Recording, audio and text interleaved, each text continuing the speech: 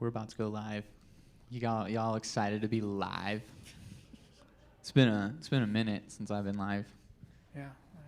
I mean, we did a lot of live stuff during COVID, but since the last few months, it's been okay. So sweet. I think we are officially live on the Cave Collective Facebook. So we just finished watching I Really Get Into It, directed by Brian Bieber himself here from Sioux Falls. Yeah, it was incredible. I also want to thank everybody that's here. I know there are 1,000,002 things happening in the Black Hills area today, and it means the world to me, and I'm sure it means the world to you, Absolutely. that you guys decided to use your time to come check out this film and spend that time here. So thank you guys for being here. Thank you. So anyways, we're going to get into a Q&A now that we just watched I Really Get Into It. We can ask questions from the crowd. I guess I'll get things started over here, though, just to get something rolling. What inspired you to make the film? Actually, the Rapid City punk scene kind of inspired me to make this movie in a roundabout way. So there's a website called the Rapid City Punk Rock Archive. I don't know if you're all familiar with it, but if you're here, you really should get familiar with it if you're not. But it's kind of like a Wikipedia of Rapid City punk rock, and but also is like multimedia. It's this incredible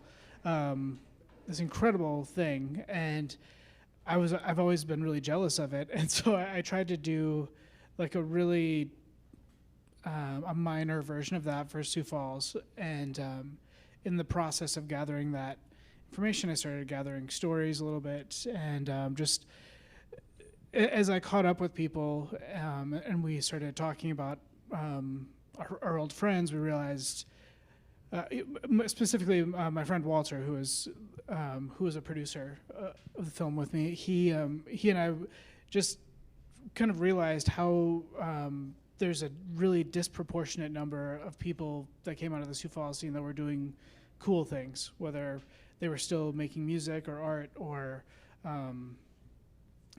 were public defenders and and like do they're activists and things like that. And so that was sort of the impetus to the movie. Was I initially thought like, well, maybe I'll do an oral history.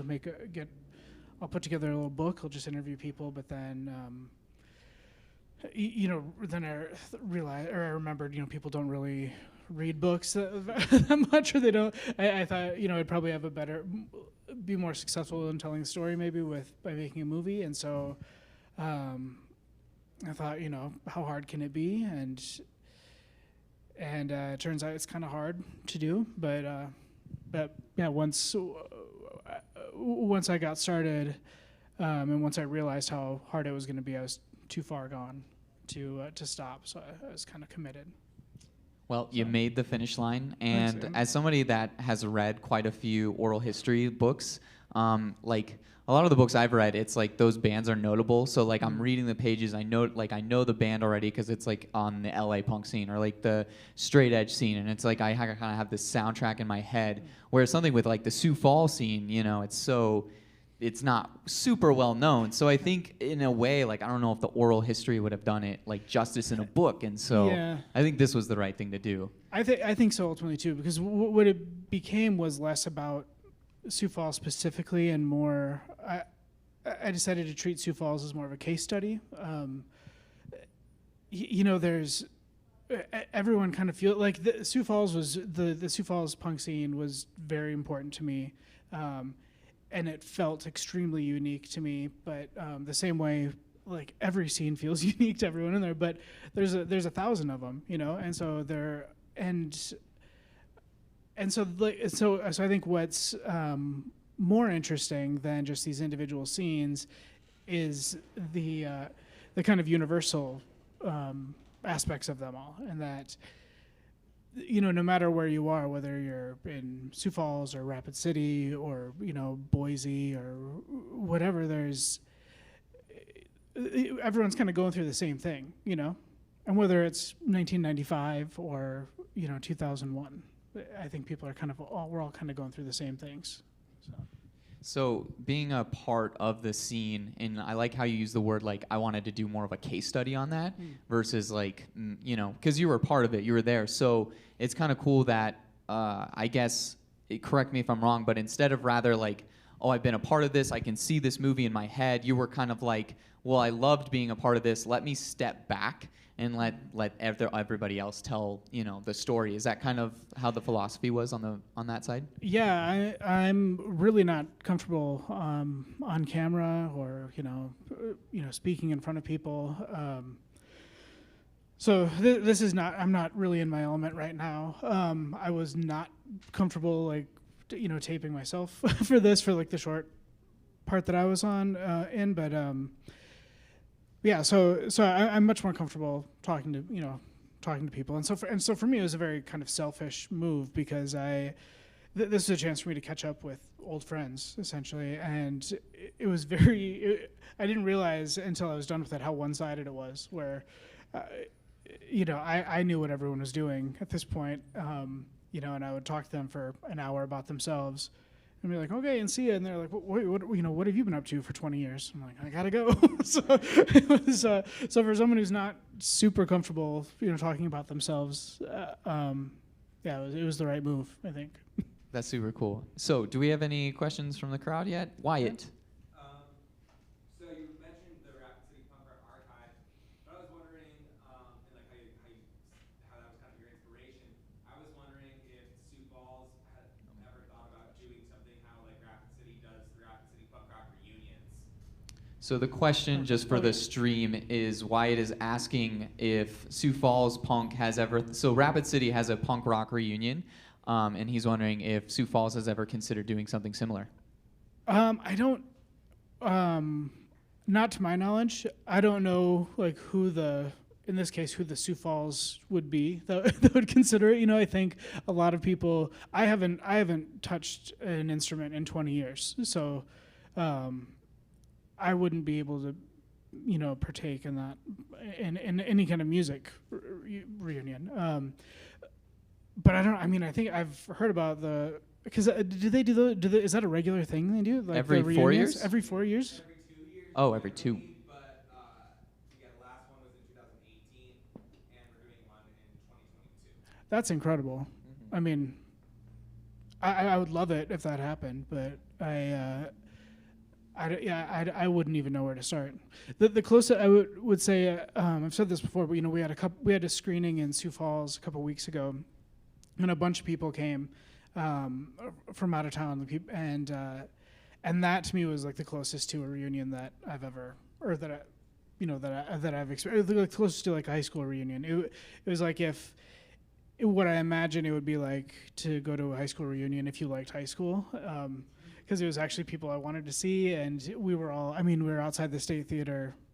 It was like a show, like before the screening started, people were just congregated outside on the sidewalk. There's plenty of room inside, but I feel like that was every punk's like natural instinct is to go to a curb and stand on concrete and talk. But. Super cool. Any other questions? All right, well, let's keep generating some thoughts. Okay. One of the things I was kind of curious, because it's super cool to see like Ian and some other bigger names like Lookout Records and stuff like that being, you interviewing them and them being a part of this film.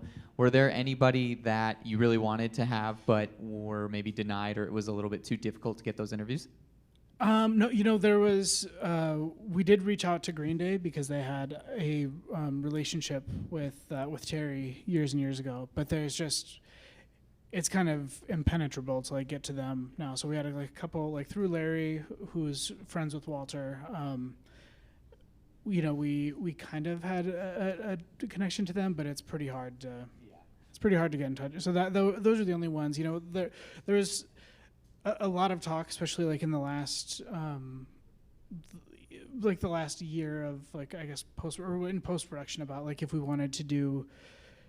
Like, how do you make it more universal? Is that like where do you make it more general?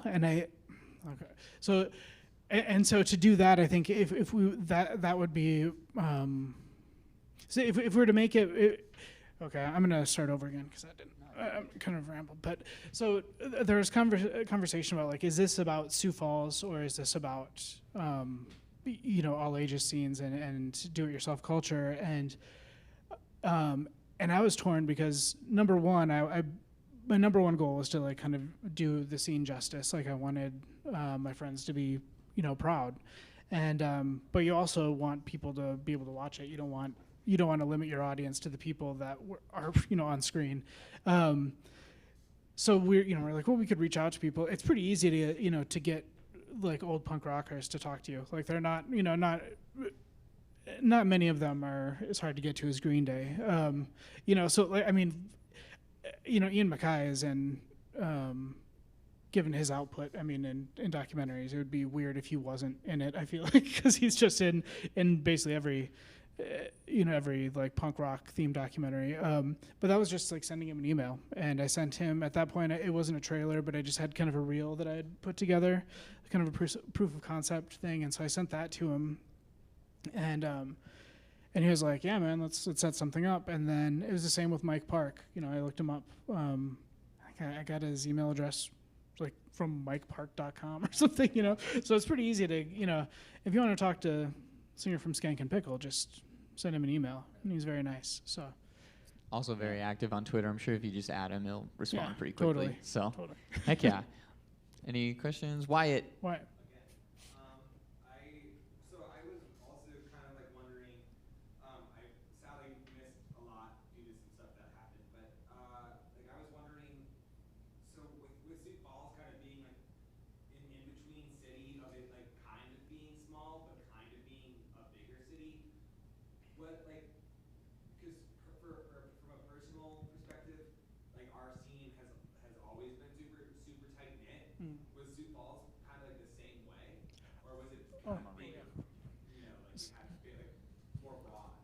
So Wyatt is asking, he feels that Rapid City has always had a very tight-niche community when it comes to the music scene, and so he's wondering if Sioux Falls was similar in that way, or if it was like, because Sioux Falls is bigger than Rapid, if it was maybe broader, felt a little bit more expanded. It didn't feel that way to me. I mean, whenever, I think it's always like every scene is going to feel really tight, like that's because it's about like community, right? I mean, it's about finding your place or making your place. And so it never, like when we would come to Rapid for shows or, to play shows, like it always felt, I think it was partly just the novelty of just leaving your hometown. But I never thought, like Rapid scene never seemed smaller to me. Like it always felt like it was different, it was always like, I think just the same way Sioux City was always was a little bit different. But it never, it certainly didn't like no scene seemed small to me when I would go to a different town or a different city. Like it all kind of felt the same, and I think that's the universal kind of part of it. And so I think if that's why I think these smaller towns and cities are interesting, because I never had as much fun like going to a show in Minneapolis as I did in Sioux City or at Nordic Hall, or even the Pomp Room in Sioux Falls, or and I think part of it is just because it doesn't feel like it didn't feel like home when you would step in. I told Natasha, like when I stepped into the Cave Collective, I've never been here, but it felt like I was stepping into my home when I got here. I was like, oh, this is the place to be in in Rapid City. And it's especially when you spend the day driving across the state, and you see the billboards, like the middle of South Dakota billboards that just kind of make your stomach tighten up a little bit and make you a little bit sad that that's where we're at. And you realize like you feel, I don't want to speak for myself, but I will. I'm speaking for myself, but I think I can probably speak to everyone in this room that like you don't necessarily feel at home in your home all the time in your home state. Like I don't always necessarily feel totally welcome in South Dakota, but so it can be kind of scary and isolating to just exist in a state like South Dakota, where it's not, it's like Sean says in the movie, it's not always easier to be different in a smaller place. It's much easier to be in to disappear in Chicago if you look a little bit different. But so I think that's the importance of spaces like Cave Collective or Total Drag, or is you create a place where people can feel at home, even if they don't feel at home anywhere else, where they live. So no matter what's happening, down the street or down the interstate, you can feel like there's a place where you are, home, I guess. I don't know if I answered any questions or not there. Sorry. We got any more? Yes. Any other questions you don't want me to answer?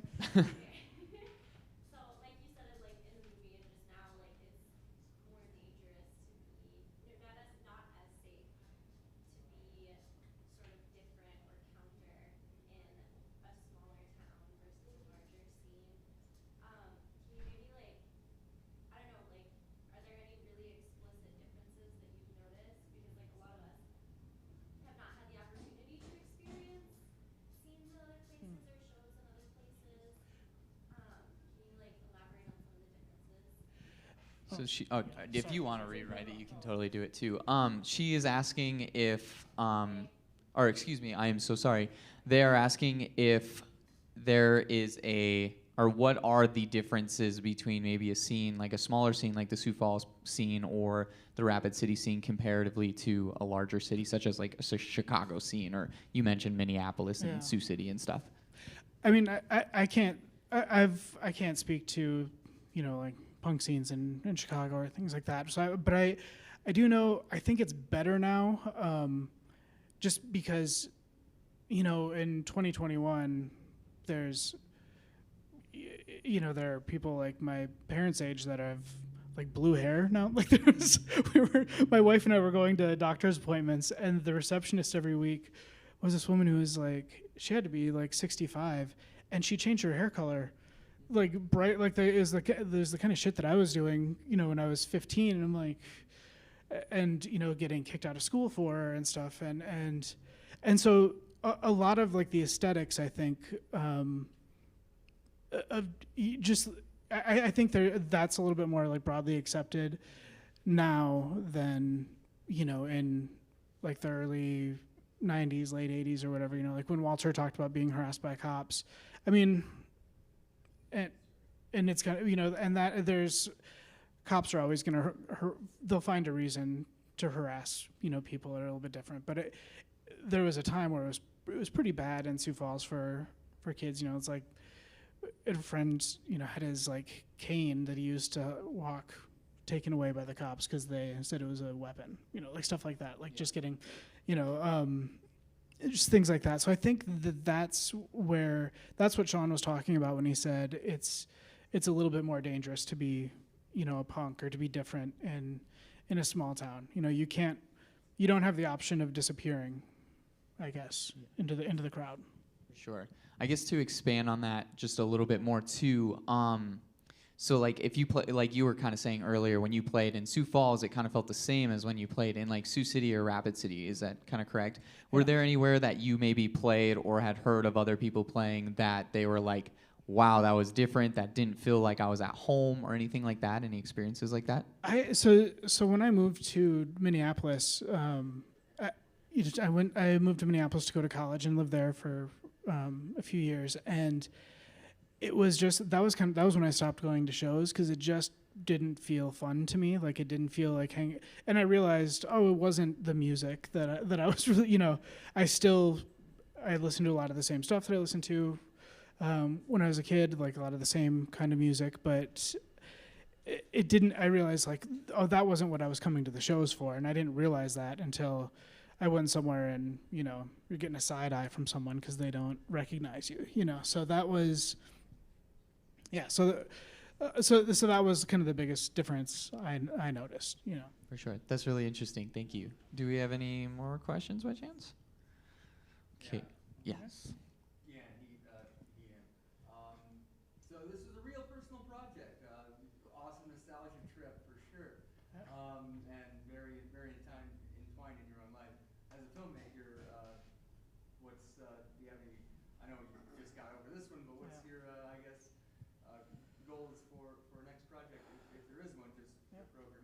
second, just because you haven't picked up an instrument in 20 years, you can still play punk rock.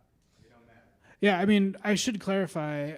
I really related to the bass player in Mud in your film because I too was basically handed a bass and said, you're in the band now. Like that's Sean taught me how to play bass, by learning their songs, and I was better than. Well, I don't want to say. I was gonna say they were really impressed by me and like but those like relative that I shouldn't. Never mind. I'm just Can we go back off the record real quick? Yeah, I don't We'll come know. back on. I don't know Just who's kidding. watching this, so I don't want to make any jokes that could be misinterpreted. But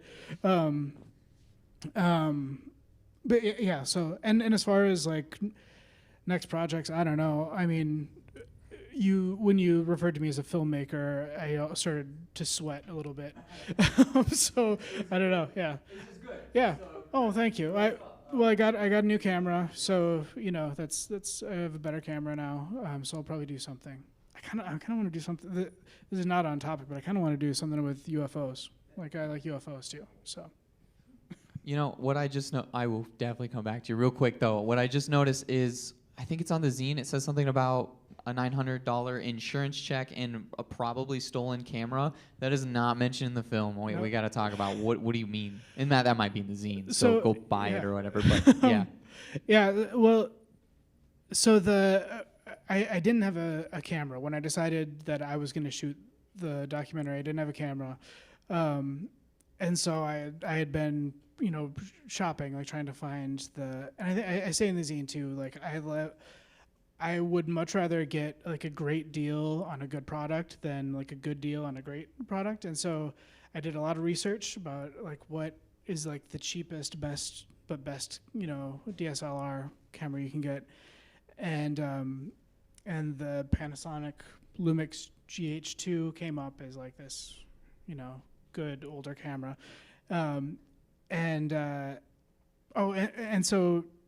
So that was kind of, I had my eye on a few of those on eBay. And then one day someone backed into me in the parking lot of my work, and they left a note, and it was like pretty like cosmetic scratch, but I got like a $900 insurance check for it. I'm like, I'm not gonna spend this on my car. Like, why would I do that? And so I immediately like got the check and bought this. And so then I went on eBay and I found this camera, this like killer deal, whereas this like ridiculous pack where it came with like 2 lenses and it was like $200, and it was like a quarter of as expensive as like comparable cameras. And so I was just so excited about it, and I was like bragging to my friends. I was like, I got this amazing deal. It's on this camera. And it was finally Walter, my friend, who said, he's like, that's almost certainly stolen, right? Like, there's no way, like, no one's selling this camera for $200. And I was like, oh, okay, well, I'll put it to good use, I guess. So I'll do. Here it is. Yeah. So, Dexter, what's your question? Oh yeah. So it's mentioned in the film how like these kids renting the vans out were 14 years old and how you can't really do that anymore. And I was wondering what advice do you have for young people today trying to create their own scenes in their communities in a world where young people may not have the autonomy they once did, but in a way they have more with the internet. Mm-hmm. Do you have any thoughts on that? So Dexter is wondering, what advice do you have for maybe younger people that want to, build something, a community, a scene, and, obviously it's a little bit different in the age of internet. I mean, honestly, keep coming to the Cave Collective, like it's just about like finding your people. And that's, and once you find your people, then that's, you almost like you can't plan it out. Like there isn't, you can't like blueprint out like this is what our scene's gonna look like. That's why they're all a little bit weird, right? They're all like kind of mutants, and so I think you just find your people, and then once you found your people, then you just kind of do what comes naturally. And I think one thing that's great, and like what makes places, what makes like the Cave Collective or like a Total Drag or something like better than, I would say, than what we had going on like in the, like 25 years ago, is that it isn't just the music here. Like the focus is, that's what I love about what I've learned about the Cave Collective, is that it's the barrier to entry is a little bit lower, because you don't have to like abrasive guitar music to to be part of this community. You can be a D&D person. You can you can do yoga. Like you can, and I think that's what's important, is having a space and the safety to kind of explore who you are as a person.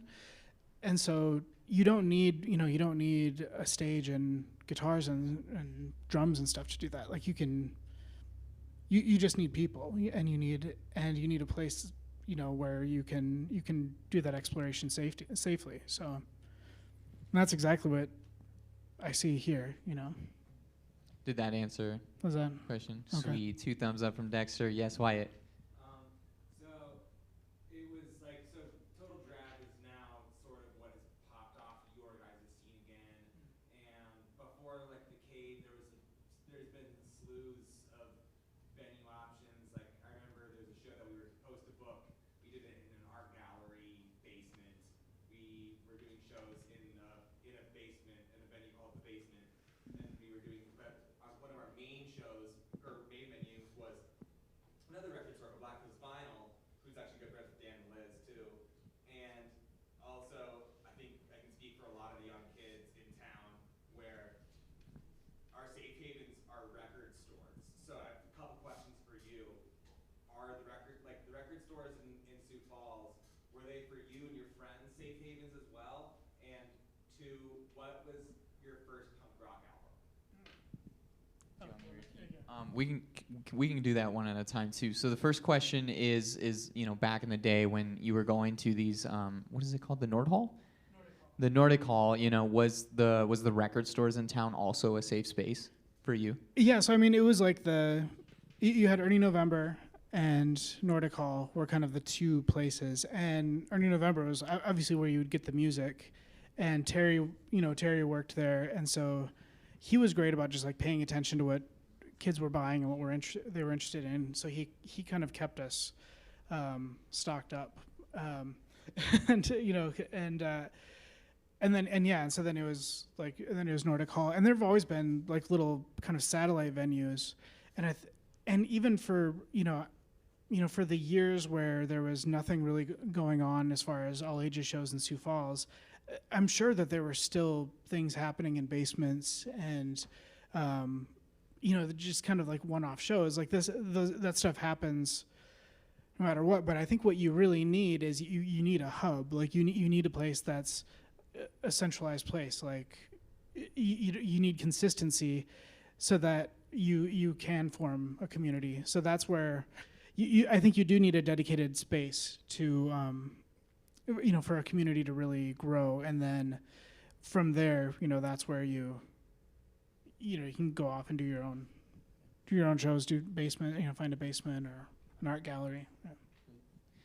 That's really cool with the Ernie November, in Sioux Falls, because that's actually where Wyatt works currently. Oh, and sure, yeah, I forgot that there's Ernie November. Yeah, and it's super poppin'. Yeah. And if you guys need some good new jams, go talk to Wyatt over there. And speaking of records, what was your first punk record? I think it was the first one that I bought at a show was SNFU. If you swear, you'll catch no fish. I think that's what it is. That was one of. I think that was the second show I went to. Was SNFU with. I think they were playing with Share UK, but it was that, and then I remember like buying Season to Risk, like their first album, at a show. So those were kind of their. I think those are the first ones that I remember. And so what was the first record you purchased at the record store? Oh, geez. I couldn't. I have no idea. It might have been that Season to Risk record, because I don't think I had money at the show.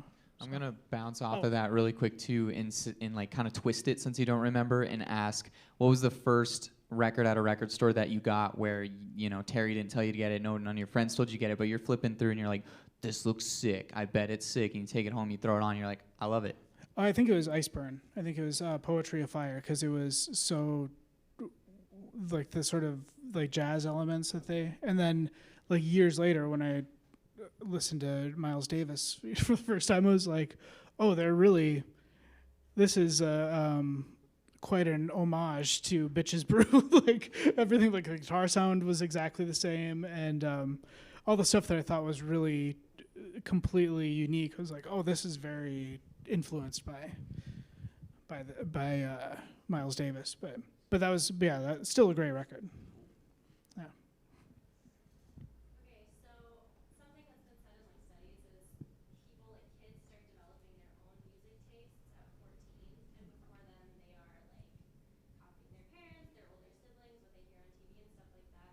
And it goes sort of hand in hand, like 14, 15, 16 is when you start to develop your identity. What do you, like for you personally, what do you think came first? Was it the music or the identity that led you into the other? So she is saying that, which this is really interesting. So I definitely, or excuse me, they are saying, I really do apologize.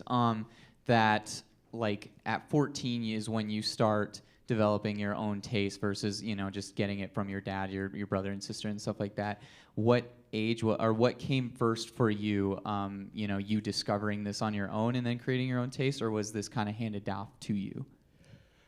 Well, I mean, before I got into like, you know, going to shows and punk music, I think I really liked rap, and my sister was into. She would probably be really annoyed if I to hear me say this, but I feel like she was into more like kind of lighter rap. I don't know, like Black Sheep, and you know, it wasn't anything like hyper political. And so I would listen to what she would listen to, but then from there I started listening to Public Enemy, and so Public Enemy was the first, you know, that was the first music I heard where I was like, oh shit, like this is great. And then when I started going to shows, I recognized a lot of that kind of like righteous anger in punk music, and so I think like the music sort of. Like Public Enemy, when I first heard them, that kind of struck a chord with me where I was like, yeah, I am everything is very like nebulous. By that point, you know, things are kind of starting to come into focus a little bit in your life. Like you were saying, like as an adolescent, like you start looking at the world through your own lens a little bit more. And I was kind of, before I started listening to them, I was like, well, things don't seem right. Like there's like some stuff that doesn't seem right. And then Chuck D will tell you exactly what's wrong with things. And so that was very, it was almost reassuring, you know. So, you know, to hear them, and then to hear that kind of thing reflected in, you know, abrasive guitar music, you know, that worked too. And it was much easier to do than, you know, it's much easier to be in a punk band than to be Public Enemy. So That's really interesting. Yeah. Sweet. Any more questions? Should we wrap it up? All right. So we already asked you if you had any more films coming, the answer to that is let's think about that later maybe. Let's focus on this, which is really cool. What is, I guess, next for you, or if there's anything you want to plug, like whether that is filmmaking related or just personality related? Well, I found out yesterday that we'll be in the South Dakota Film Festival in, I think, September. So it'll be screening. They're doing it online again this year. So that'll be free screening online. And then there are a couple other festivals.